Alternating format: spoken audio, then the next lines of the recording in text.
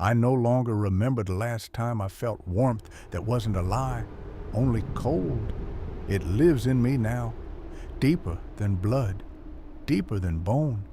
It didn't arrive suddenly.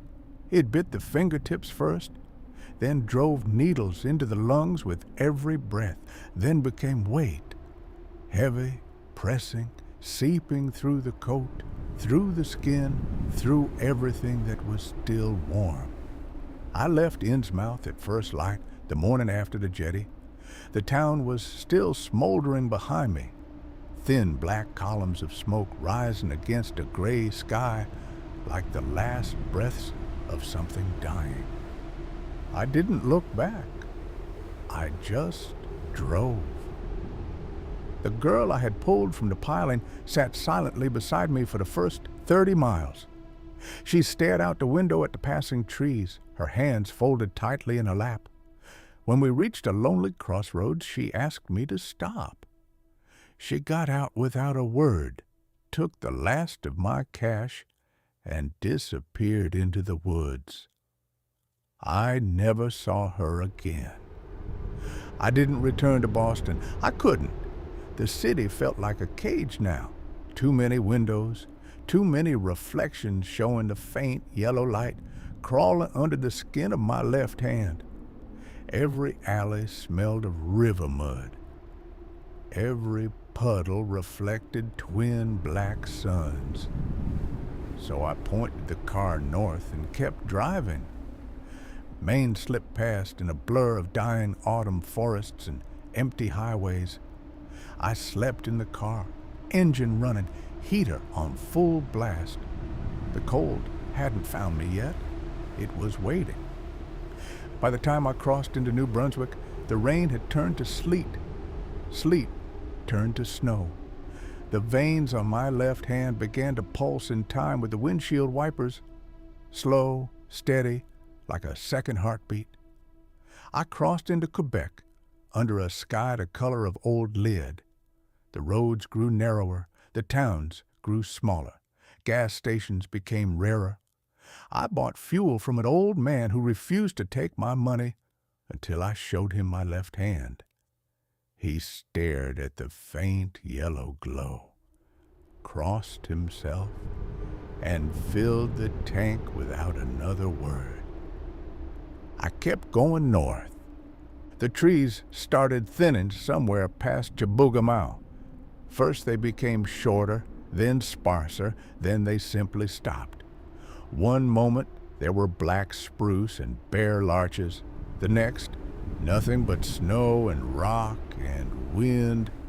I traded the car in a half-forgotten Cree settlement near James Bay. The old man who ran the only garage looked at my left hand for a long time. Then he led me to a battered Polaris snowmobile in the back. He didn't ask where I was going. He only said, in quiet English, "North is not for men anymore. Something walks there now." I paid him everything I had left, climbed onto the snowmobile, and rode. The cold arrived for real on the fourth day. It didn't sneak up. It struck. Ice crystals sliced my face like glass dust. Breath froze on the scarf in seconds. Eyelashes stuck with frost. Every blink hurt. The wind didn't howl. It pressed, deliberate, personal, like something tasting me, listening, deciding how long I could last.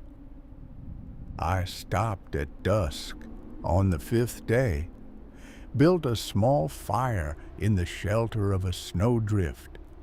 Flames trembled yellow, always yellow. The heat barely touched my face. It danced uselessly on the surface while the cold gnawed deeper. I rode 3 more days after that. The snowmobile roared, but the sound drowned in the wind. Snow flew horizontally, a white wall without end. I lost track of time, maybe 2 days, maybe 5. Time didn't flow here. It froze with every breath. At night, I no longer built fires. I was afraid the yellow flame would draw it. I buried myself in snow like an animal, wrapped in blankets that no longer warmed. Listened.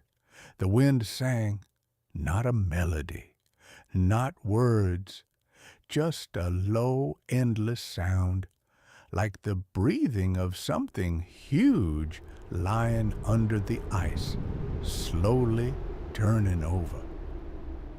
On the third day, my fingers on the left hand stopped bending. I took off the glove. Veins glowed steadier, not bright, dim, like embers under ash. Skin around them turned blue, then white. I felt no pain, only cold, deep, personal. On the ninth day, I saw smoke, a thin gray thread above the snow. I killed the snowmobile, walked toward it. Snow crunched under my boots like breaking bones. Wind pressed against my back, insistent, never stopping. I found them near a frozen river. 3 tents, 2 sleds, a small fire, 4 Inuit, older man, woman my age, 2 children. They watched me come, no fear. The older man looked at my left hand, glow under the glove, and nodded once. They gave me tea, hot, strong, first real warmth in days. The woman spoke careful, broken English. We see things here in winter. Tall walker, no face, takes hunters, takes dogs, takes fires. We leave offerings and go south when it walks close. She looked at my hand again. You carry its mark, yellow mark.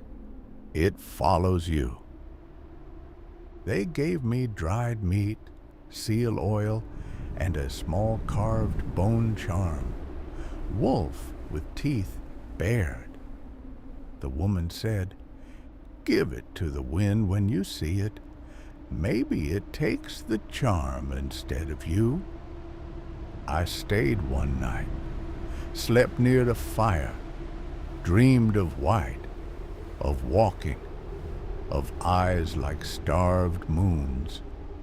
In the morning, I rode north again. 2 days later, I heard drums. Not the soft, rhythmic drums of the Inuit. These were savage, violent, beaten on hollowed bone and stretched hides, mixed with chanting, guttural, half human, half animal. I killed the engine and crept forward on foot. In a wide clearing of ice, I saw them, 2 groups facing each other. On one side, 12 cultists of the yellow sign, yellow robes under heavy parkas, pallid bone masks covering their faces. They stood in a perfect circle around a huge yellow sign carved into the ice and filled with frozen blood. One of them, tall, voice like rotting velvet, held a yellowed book open. They were chanting. Along the shore the cloud waves break, and the twin suns sink behind the lake. Strange is the night, where black stars rise. Opposite them, 15 wild northern cultists of the Wind That Walks, no robes, no masks, faces painted with ash, blood and soot, eyes white with madness. They wore ragged furs, bones, antlers tied to their heads. In their hands, spears tipped with sharpened caribou bone and human teeth. They screamed and beat drums. Their chant was different, no words, just howls, raw, territorial. They considered the north their sacred ground, the frozen plains, the endless white. The tall walker belonged to them, not to outsiders, not to yellow silk, not to books and signs.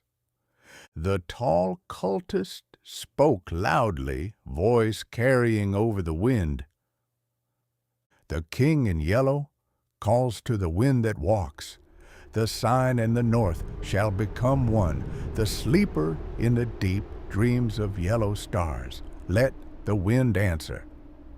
The wild cultists answered with roars. No yellow, no south, north is ours, Walker is ours, you die here. They charged. The confrontation was brutal. Spears flew, cultists screamed as bone tips pierced their robes and flesh. Blood sprayed across the snow, freezing instantly into black crystals. A cultist slashed with a silver knife, opening a native's throat. Blood jetted, steaming for half a second before turning to red ice.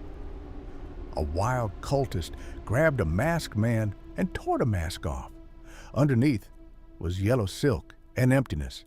He screamed and ripped the cultist apart with bare hands, tearing silk, tearing flesh, tearing yellow threads that burned his palms. The ice cracked. A low, terrible sound rose, not from the people, but from the wind itself. The temperature dropped so fast my teeth ached. Breath froze in my throat. The yellow veins on my left arm flared brighter than ever. I stood up, revolver in one hand, dagger in the other. Both sides saw me at the same time. The cultist leader pointed. The detective. The final act requires the detective. Bring him to the circle. The wild cultists turned toward me. Their eyes were not human anymore. They were white, empty, possessed. One of them screamed in broken English, "Yellow man, you bring the walker, we kill you first." They charged me from both sides. I fired. The bullet struck a cultist in the chest. Yellow light exploded inside him. He screamed in rapture as yellow threads unraveled his body. A native lunged at me with a spear. I slashed with the dagger. The blade cut deep across his chest. Black blood poured out, freezing before it hit the snow. Another cultist grabbed my coat from behind. I drove the dagger backward into his stomach. He gasped and began to laugh as yellow light consumed him from within. The wild cultists were relentless. They hacked at the masked ones with axes and spears. Heads rolled, blood froze in mid-air, limbs cracked like ice. The wind screamed louder than ever. The ice cracked wider. I fought my way out of the melee. Blood on my coat, some mine, some theirs. I ran to the snowmobile, started it, rode south as fast as the machine would go. Behind me the battle continued, screams, drums, chanting, the wind screaming the lines of the play. But above it all, a new sound, the slow, deliberate crunch of frozen footsteps on the ice, coming from the north. Tall, thin, eyes like starved moons. It was coming, and it was coming for me. Thomas Hale, somewhere south of the tree line.